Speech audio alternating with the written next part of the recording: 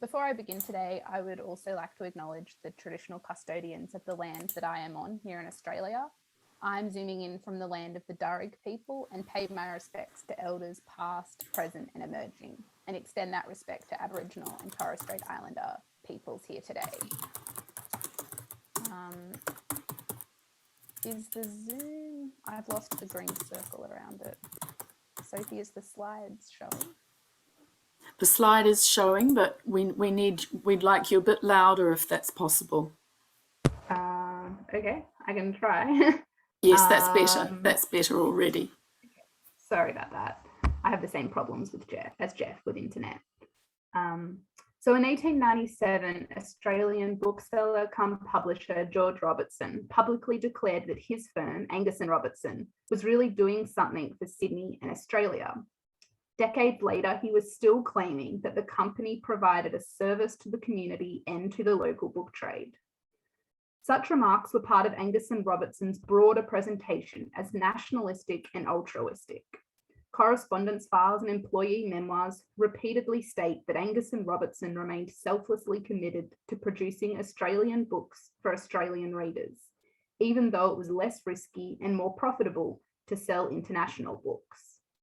Book reviews, often drawing on promotional material supplied by the firm, echo this sentiment, asserting that Australian authors, readers, and the book trade were indebted to the publishing house. Even histories of the firm repeat these same ideas.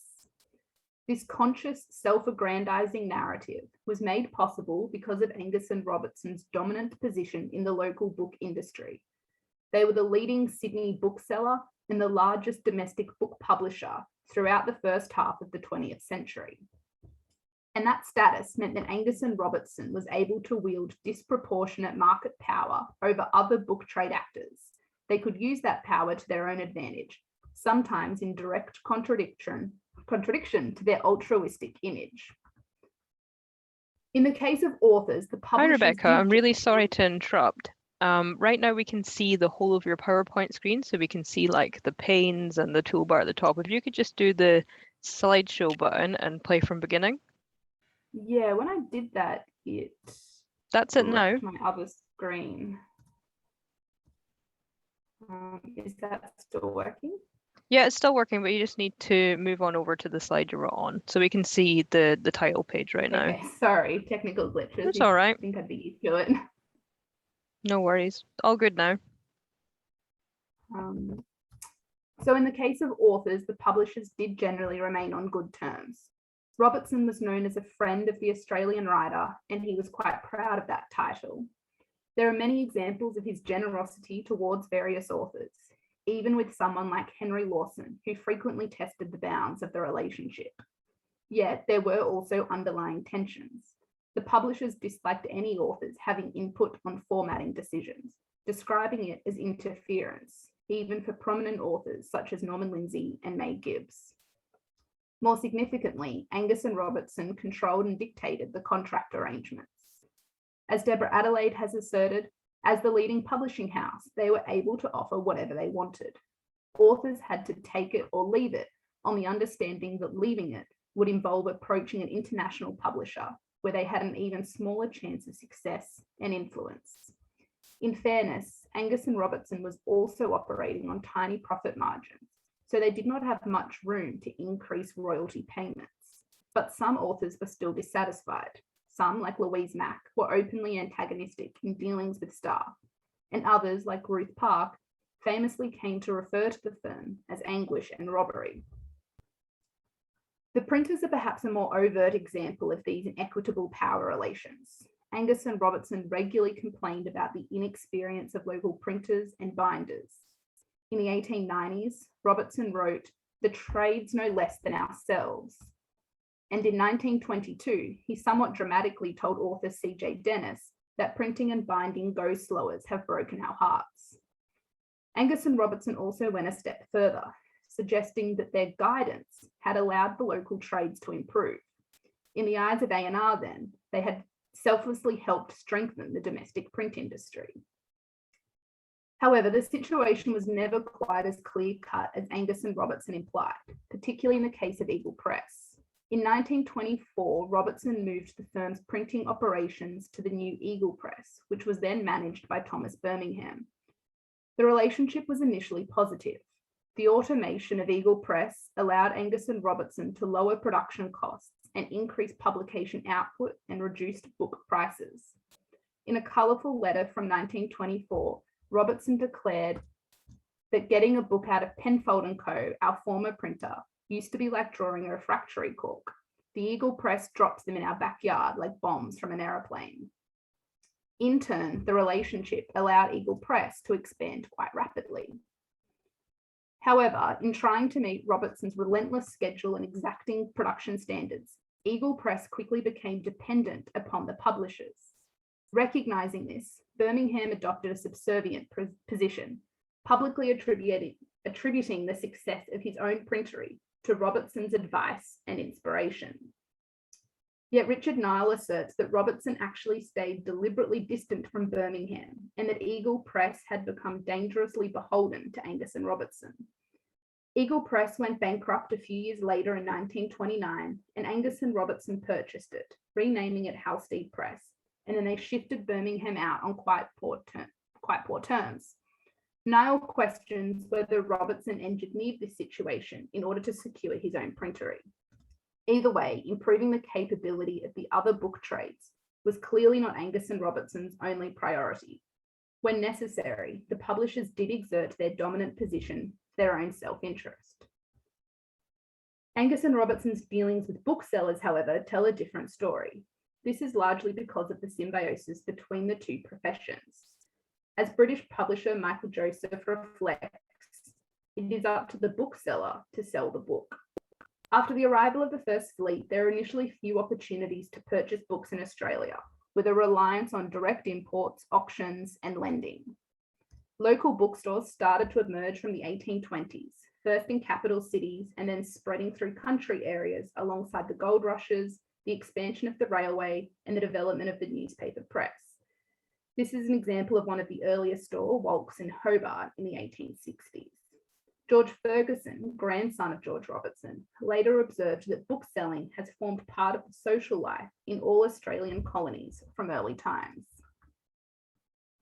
By the start of the 20th century, there was a vibrant local print culture and a strong network of booksellers throughout Australia that was supported and sustained by a large reading public. Many towns, including in country areas, had multiple stores. The SANZ and McDougall post office directories record 1,600 Australian booksellers in 1900 and over 3,000 stores a few decades later in 1930, mostly located in New South Wales and Victoria. Outside of the capital cities, it was generally not profitable to run specialist bookstores, so many of these stores doubled as stationers, printers, circulating libraries, publishers or newsagents, or sold a range of other products such as periodicals, musical instruments, fancy goods, tobacco, and even sporting goods. Some stores even doubled as bookstores and pharmacies. Indeed, Angus and Robertson themselves were dual publisher booksellers. Their flagship Sydney store was more profitable than most of their publishing ventures, and Robertson served as the inaugural president of the Australian and New Zealand Association of Booksellers. They also operated a large mail order department, allowing customers to buy books directly from them via postal orders. Yet they were never able to sell enough books through their own outlets. Furthermore, Angus and Robertson may have been the largest domestic book publisher, but at this time, Australian stores were dominated by international publications, particularly from Britain. According to Graham Johnson, Australian produced books made up just 10% of all books sold in Australia between the wars. So the booksellers were never reliant on Angus and Robertson for stock. All of this meant that the power balance shifted towards more mutually beneficial relationships between publisher and bookseller, compared to the more dominant subservient relationships seen in A&R's dealings with printers and, to a lesser extent, authors. Recognising this shift, Angus and Robertson worked hard to develop contacts with retailers. Over the course of the 20th century, they successfully engaged with hundreds of different booksellers located right around the country, even penetrating regional and small country towns. This map is drawn from records in the Angus and Robertson archive, held at the State Library of New South Wales. which I've been fortunate enough to view over the past 2 years, in person between various lockdowns and sometimes online. This map illustrates the location of nearly 600 booksellers that Angus and Robertson had known relationships with in the first half of the 20th century. Again, you can see the concentration in the eastern state and clustered around the other capital cities. These booksellers were always front of mind for Angus and Robertson. In writing to poet P.J. Hartigan in 1921 to discuss titles for his book, eventually called Around the Bory Log, Robertson said, "The booksellers are my first consideration." Importantly, in correspondence material and correspondence files, the publishers are generally more humble, conciliatory, and grateful towards the booksellers than they ever were with printers. On the front page of their April 1919 catalogue was a notice thanking the booksellers of Australia and New Zealand for the encouragement given to Angus and Robertson and for their wholehearted cooperation. The publishers formed particularly close relationships with some sellers. Robertson, for example, developed a friendship with Adelaide bookseller F.W. Preece. Again, correspondence files in the archive refer to mutual affection between them. Robertson complimented Preece's skill, writing, "It needed more than mere hard work to do what you have done. It required brains." Robertson also valued Preece's advice, including how to best promote books in Adelaide, and did not call it interference as he did in other cases. Reciprocally, he secretly alerted Preece to forthcoming books before he notified the rest of the trade. In other cases, Angus and Robertson had close wholesale arrangements with booksellers like E.W. Cole of Melbourne, E.S. Wigg of Adelaide, the Fairless Brothers in Newcastle, and J.R. Jones in Bathurst, who proudly advertised their connection to the leading house in Sydney. Furthermore, many future booksellers got their start at Angus and Robertson, and many of those people remained in contact even after they left the firm's employ. When James Tyrrell and A.H. Spencer set up their own stores in Sydney, Robertson helped finance the operation, provided stock, lent them staff, and offered advice, even though their stores were then in direct competition with his own. This more equal collegial status between publishers and booksellers was not absolute. Angus and Robertson still exerted significant power in the marketplace, and thus were able to make calculated decisions about which retailers they could afford to lose if and when necessary. And this was particularly evident in the case of Albert & Son. Albert & Son was a large retail bookstore in Perth. It was established in 1908 by Henry Bernard Albert and was initially located in Central Arcade before moving to Murray Street and later to Forest Place. It was a book and music store, stationer, newsagent, and direct importer, and from 1925, it served as bookseller to the University of Western Australia. Angus and Robertson had a strong ongoing relationship with this retailer. From the 1890s, Albert's was distributing review copies to the Perth Press on behalf of Angus and Robertson, and they were stocking and selling a lot of A&R publications. Yet a series of letters between the publisher and bookseller in November 1927 reveals simmering discontent. Albert was unhappy with Angus and Robertson's long-standing practice of sending circulars around the country to solicit direct mail orders. These orders bypassed local booksellers and, importantly, the 10% trade discount. Albert wrote to Robertson to complain that it was unfair, disheartening, and discouraging to always play second fiddle, particularly given the small population of Western Australia. He passionately claimed the practice upsets all of our business and interferes very much with us handling books as they should be handled, and that A&R was taking away business which should rightfully come to us.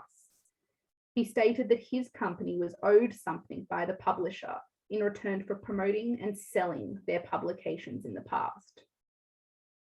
Albert did recognise Angus and Robertson's market power, acknowledging the publishers would see it as a great presumption to write to you, but he was emboldened to act against their market power in order to defend his own business.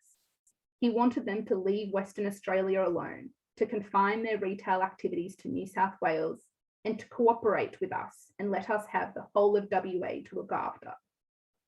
He closed one letter declaring that he expected Robertson to carefully consider and oblige, and another declaring that is quite right. The replies from Angus and Robertson are clear declarations of their own market power. Robertson described Albert as energetic and enterprising and thanked him for his help in selling their publications. He even tried to remain on good terms, suggesting if A&R were going to change their practices for anyone, they would change them for Albert. But unsurprisingly, Robertson refused to stop sending circulars directly to Western Australia. According to his deputy, Fred Shenstone, trade sales alone would be insufficient. So without mail orders and public outreach, Angus and Robertson would be in the soup. These letters to Albert mark a return to Angus and Robertson's baseline narrative about their apparent contributions to the book trade. Now they claimed they were aiding booksellers. They suggested, it is pretty decent of us to share with the trade our market for such books, and elsewhere said, we treat the trade as generously as possible. They even claimed, the trade derives much more good than harm from our direct appeal, but we don't expect any bookseller to believe that. The correspondence between Angus and Robertson and Albert therefore echoes the self-aggrandizing, patronising tone seen in the publisher's communication with and about printers in the earlier part of the century. Predictably, Albert was not convinced about the apparent benefits that he received from Angus and Robertson's practices. In contrast to their assertions of being generous and decent to the trade, he angrily replied they obviously had little faith in the trade's capacity and must think very little of the intelligence and business qualities of the local booksellers. Yet there was little that Albert could do. Angus and Robertson had made a calculated decision that Albert needed them more than they needed him, and they were right. Despite his unhappiness and the apparent lack of resolution about this issue, Albert continued to send review copies to the press for the publishers, and he continued to stock and sell their books. The case study of Albert and Son reveals that Angus and Robertson were not afraid to act in their own interests when dealing with booksellers, even if it meant harming some contacts. In an interesting twist, years later in the 1960s, Angus and Robertson, in the era of Walter Burns, actually bought out Albert's, bringing it under the A&R umbrella. Angus and Robertson certainly fostered an image of themselves as altruistic, nationally motivated, and dedicated to the Australian book trade as a whole. Yet they were, after all, also a business, operating in a commercial environment, and so collegiality could only extend so far. They were keenly aware of their dominant market position, and despite being committed to their image, they were not afraid to wield that power for their own individual advantage whenever necessary, including in their engagements with booksellers. Thank you.